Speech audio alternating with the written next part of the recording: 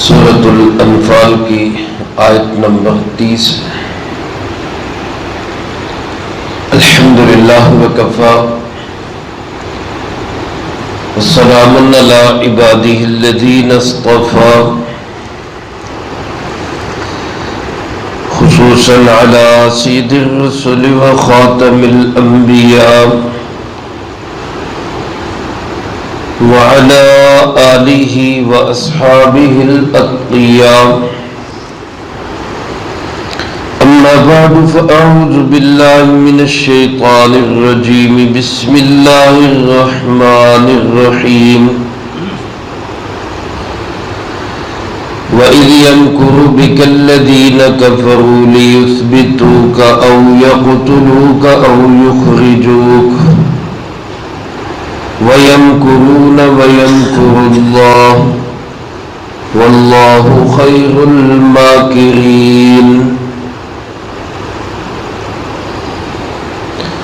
وَإِذْ يَمْكُرُ بِكَ الَّذِينَ كَفَرُوا، اور وہ وقت بھی یاد کرو جب منصوبہ بنا رہے تھے آپ کے متعلق کافر لوگ لیثبتوک، کہ آپ کو قید کر دیں، او یقتلوک، یا آپ کو قتل کر دیں، او یخرجوک، یا آپ کو جلا وطن کر دیں، وَيَمْكُرُونَ وَيَمْكُرُ اللَّهُ، اور یہ اپنے منصوبے بنا رہے تھے اور اللہ رب العالمین اپنا منصوبہ بنا رہے تھے، واللہ خیر الماکرین، اور سب سے بہترین منصوبہ ساز اللہ رب العالمین ہے۔ اس آیت مبارکہ میں اللہ تعالیٰ نے ایمان والوں کو ایک اور بہت بڑی نعمت کی یاد دہانی کروائی ہے، اور اس سے بڑھ کر کوئی اور نعمت ہو نہیں سکتی، اور وہ نعمت ہے جناب محمد کریم خاتم النبیین صلی اللہ علیہ وآلہ وسلم کی کافروں کی سازشوں سے حفاظت۔ ایمان والوں کے لیے اس سے بڑی کوئی نعمت نہیں ہے۔ یہ واقعہ ہجرت کے وقت کا ہے، جب آپ علیہ السلام کو اللہ تعالیٰ نے مکہ مکرمہ چھوڑ کر مدینہ منورہ جانے کی اجازت عطا فرمائی۔ اس وقت کی صورتحال کیا تھی، اللہ پاک نے اس کا تھوڑا سا نقشہ بیان فرمایا کہ کافر آپ کے خلاف کیسے گھنونے منصوبے اور کالی سازشیں کر رہے تھے، اور اللہ تعالیٰ نے کس طرح ان گھنونے کالے سازشوں اور منصوبوں میں سے آپ کو بحفاظت نکال کر مدینہ منورہ پہنچایا۔ سیرت ابن ہشام میں ہے کہ اس وقت مکہ مکرمہ میں صرف 3 مسلمان تھے، باقی سب اللہ کے حکم سے ہجرت کر کے مدینہ منورہ جا چکے تھے۔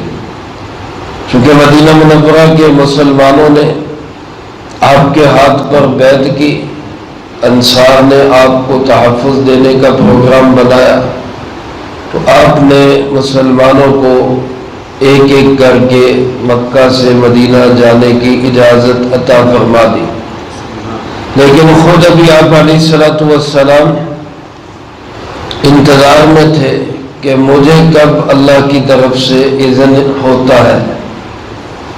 علماء نے لکھا حضرت ابو بکر رضی اللہ تعالیٰ عنہ نے 1-2 دفعہ عرض کی کہ مجھے بھی اجازت دے، میں بھی چلا جاؤں مدینہ منورہ، تو آپ صلی اللہ علیہ وسلم نے فرمایا کہ تم انتظار کرو، ہو سکتا ہے تمہیں کوئی ساتھی مل جائے۔ حضرت ابوبکر رضی اللہ تعالیٰ عنہ کو بھی امید یہی تھی، اور آپ علیہ السلام کو بھی یقین یہی تھا کہ مجھے اور ابوبکر کو اکٹھے ہی ہجرت کی اجازت ملے گی۔ چنانچہ حضرت ابوبکر رضی اللہ تعالیٰ عنہ نے 2 اونٹنیاں خرید کر ان کو خوب اس دن کے لیے تیار کرنا شروع کر دیا۔ ایک رات ایسی آئی کہ کفار نے دیکھا کہ مسلمان تو سارے ایک ایک کر کے نکل گئے، اب صرف 3 رہ گئے، حضور نبی کریم صلی اللہ علیہ وسلم، حضرت ابوبکر صدیق رضی اللہ تعالیٰ عنہ اور حضرت مولا علی کرم اللہ وجہ۔ باقی کچھ وہ تھے جو غلام تھے اور قیدوں میں تھے، جو آزاد مسلمان تھے، وہ سارے مدینہ منورہ جا چکے تھے۔ اس اثنا میں انہوں نے دار الندوہ میں اکٹھے ہونے کا پروگرام بنایا۔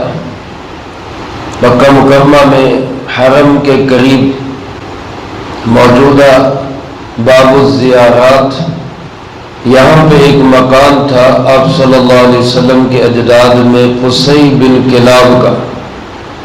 یہ مکان یوں کہہ لیں کہ مکہ مکرمہ والوں کا پارلیمنٹ ہاؤس تھا، دار الندوہ اس کو کہتے تھے۔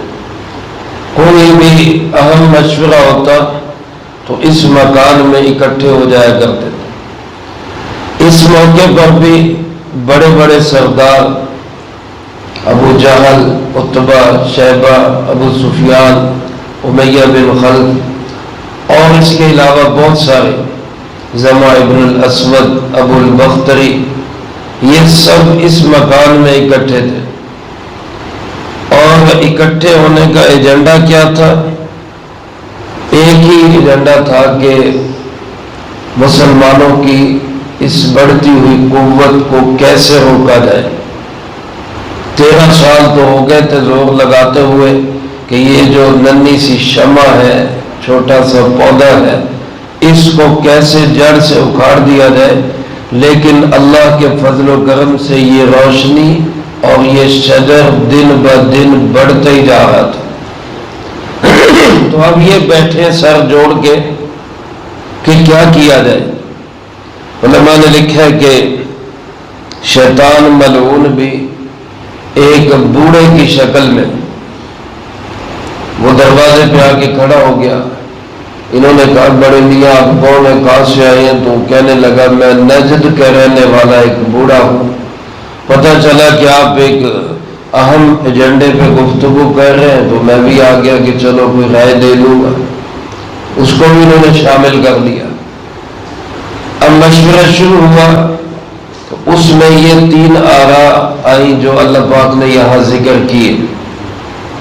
ایک بدبخت ابو البختری اٹھا، اس نے کہا کہ جی ایسا کرے کہ حضرت محمد صلی اللہ علیہ وسلم کو زنجیروں میں جکڑ کر، بیڑیاں پہنا کر کسی کوٹھڑی میں بند کر دیا جائے، وہی نعوذ باللہ یہ اپنی موت مر جائے، ان کو باہر نہ نکلنے دیا جائے۔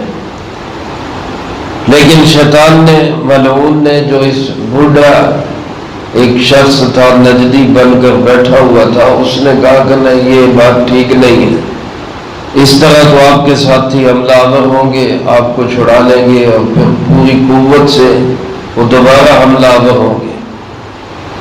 دوسری رائے یہ آئی کہ آپ علیہ السلام کو جلا وطن کر دیا جائے۔ زمع ابن الاسود کہنے لگا کہ یہاں سے آپ کو نکال دیا جائے، آپ کے ساتھی بھی چلے گئے، آپ بھی چلے جائیں، وہاں جہاں کہیں جائیں وہاں جا کے جو مرضی کریں، ہمیں اس سے کیا ضرورت۔ تو اس پہ بھی شیطان بولا کہ نہیں، جہاں جائیں گے آپ کو پتہ ہے ان کی زبان سچی اور میٹھی زبان ہے، یہ جہاں بھی جائیں گے وہیں ان کے قدم جم جائیں گے، اور پھر وہاں سے لوگوں کو لے کر پھر دوبارہ حملہ آور ہوں گے اور پھر تمہیں نہیں چھوڑیں گے۔ اس پہ پھر ابو جہل بولا کہ میری رائے یہ ہے کہ ان کو قتل کر دیا جائے۔ تو اس پہ آوازیں اٹھی ہوئی قتل کون کرے گا؟ پھر ان کا جو قبیلہ ہے بنو عبد مناف، ان سے کون نمٹے گا؟ تو ابو جہل کہنے لگا کہ ہم جتنے قبائل ہیں سب قبائل میں سے ایک ایک جوان کو ہم مختص کریں اور سارے مل کے ایک ہی دفعہ حملہ کریں، تو جب سارے قبائل اس قتل میں شریک ہوں گے تو آپ کا قبیلہ بنو عبد مناف سارے قبائل سے تو لڑ نہیں سکتا، وہ کس سے قصاص لے گا؟ وہ ظاہر ہے اسی پہ راضی ہوں گے کہ چلو اب دیت دے دو، تو سارے مل کے دیت دے دیں گے، کام ختم ہو جائے گا۔ اس پہ شیطان بڑا خوش ہوا، کہنے لگا یہ ہے رائے، یہ ہے بات اصل، یہی عمل کرو۔ چنانچہ طے ہوا کہ سارے قبائل اپنے ایک ایک دو دو جوان دیں جو آج رات آپ صلی اللہ علیہ وسلم کو نعوذ باللہ شہید کر دیں۔ اللہ پاک نے اس کی طرف اشارہ کیا کہ اذ یمکر بک الذین کفروا، وہ وقت یاد کرو جب کافر تمہارے بارے میں آپ صلی اللہ علیہ وسلم کے بارے میں منصوبہ بنا رہے تھے، ایک سازش کر رہے تھے۔ یہاں یمکر کا لفظ استعمال ہوا ہے اور یہی لفظ اللہ تعالیٰ کے لیے استعمال ہوا ہے، وَيَمْكُرُ اللَّهُ۔ یہاں مکر کا معنی تدبیر، سازش اور منصوبہ ہوتا ہے۔ ہمارے ہاں اردو میں مکر کہتے ہیں فریب کو، دھوکہ دینے کو، لیکن عربی میں مکر ان معنوں میں استعمال نہیں ہوتا، اس لیے کسی کے ذہن میں یہ نہ آئے کہ یہ دھوکہ دے رہے تھے تو اللہ بھی نعوذ باللہ دھوکہ دے رہے تھے، ایسا نہیں۔ یہ منصوبے بنا رہے تھے، اللہ کے اپنے منصوبے تھے، یہ تدبیریں کر رہے تھے، اللہ کی اپنی تدبیریں تھیں۔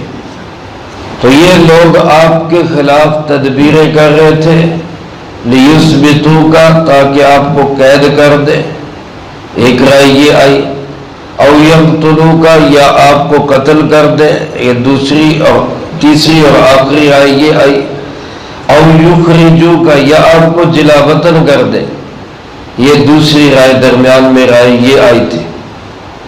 جب قتل کے سارے آمادہ ہو گئے اور سب قبائل کے لوگ اکٹھے ہو گئے اور رات کا وقت طے ہو گیا، رات کو محاصرہ کیا جائے گا اور جب آپ سو جائیں گے تو ایک ہی دفعہ حملہ کر کے آپ کو شہید کر دیا جائے گا، اللہ تعالیٰ نے آپ علیہ الصلوۃ والسلام کو حضرت جبرائیل علیہ السلام کے ذریعے آگاہ کر دیا اور یہ فرما دیا کہ آپ رات کو اپنے گھر سے آپ نکلیں اور مدینہ منورہ تشریف لے جائیں۔ چنانچہ آپ علیہ الصلوۃ والسلام حضرت علی کرم اللہ وجہہ کو بلایا اور ان کو بتا دیا کہ مجھے اجازت مل گئی ہے، تو لہذا آج رات میرے بستر پر آپ سوئیں گے، اور صبح جو ان کافروں کی، سبحان اللہ، جن کافروں نے خون سے ہاتھ رنگنے کے منصوبے بنائے، انہی کافروں کی امانتیں آپ صلی اللہ علیہ وسلم کے گھر میں رکھی ہوئی تھی، اور آپ حضرت علی کرم اللہ وجہہ کو فرما رہے تھے صبح ان کی امانتیں واپس کر کے پھر آپ بھی مدینہ منورہ آ جانا۔ حضرت علی کرم اللہ وجہہ فرماتے ہیں کہ کسی بھی رات سوتے ہوئے یہ خدشہ ہوتا تھا کہ ہو سکتا ہے آج کی رات آخری رات ہو، کوئی پتہ نہیں ہوتا بندے کا رات کو سویا صبح اٹھنا کہ نہیں اٹھنا، لیکن فرماتے کہ اس رات یہ سکون اور اطمینان تھا کہ آج رات موت نہیں آئے گی، کیونکہ آپ نے فرمایا تھا صبح امانتیں دے کر مدینہ منورہ آ جانا، تو آپ نے فرمایا اس کا مطلب یقینی تھا کہ مجھے صبح نصیب ہونی ہے، اس لیے آپ کے اس بستر پر جو اس وقت کافروں کے لیے ایک گویا کہ وقتاً بنا ہوا تھا، اس پہ سوتے ہوئے بھی مجھے کوئی ہچکچاہٹ نہیں۔ آپ صلی اللہ علیہ وسلم کی سبز چادر اوڑھ کر حضرت علی کرم اللہ وجہہ اطمینان سے سو گئے۔ آپ علیہ الصلوۃ والسلام گھر سے نکلے، اللہ پاک نے فرمایا کہ آپ ان کے سروں پہ خاک ڈالتے ہوئے جائیں۔ علماء نے لکھا جب آپ گھر سے نکل رہے تھے تو ابو جہل اپنے لوگوں کو مطلب ابھار رہا تھا، ان کو اور زیادہ آگ لگا رہا تھا۔ کہی گئے حضرت محمد صلی اللہ علیہ وسلم کہتے ہیں مرنے کے بعد پھر زندگی ہے، اور جو نہیں مجھے مانے گا وہ جہنم کی آگ میں جائے گا۔ ادھر یہ باتیں کر رہا تھا، ادھر آپ تشریف لائے، تو آپ صلی اللہ علیہ وسلم نے فرمایا ہاں ہاں میں یہ کہتا ہوں اور یہ بھی کہتا ہوں کہ تو بھی انہی جہنمی لوگوں میں ہوگا، لیکن اللہ کی شان ہے کہ وہ آپ صلی اللہ علیہ وسلم کی بات کو بھی نہیں سن رہے تھے، آپ کو دیکھ بھی نہیں رہے تھے۔ اللہ نے ان کی آنکھوں پہ ایسے پردے ڈال دیے، اور سورۃ یاسین شریف کی ابتدائی آیات آپ علیہ الصلوۃ والسلام کی زبان مبارک پہ تھی، وَجَعَلْنَا مِن بَيْنِ أَيْدِيهِمْ سَدًّا وَمِن خَلْفِهِمْ سَدًّا فَأَغْشَيْنَاهُمْ فَهُمْ لَا يُبْصِرُونَ۔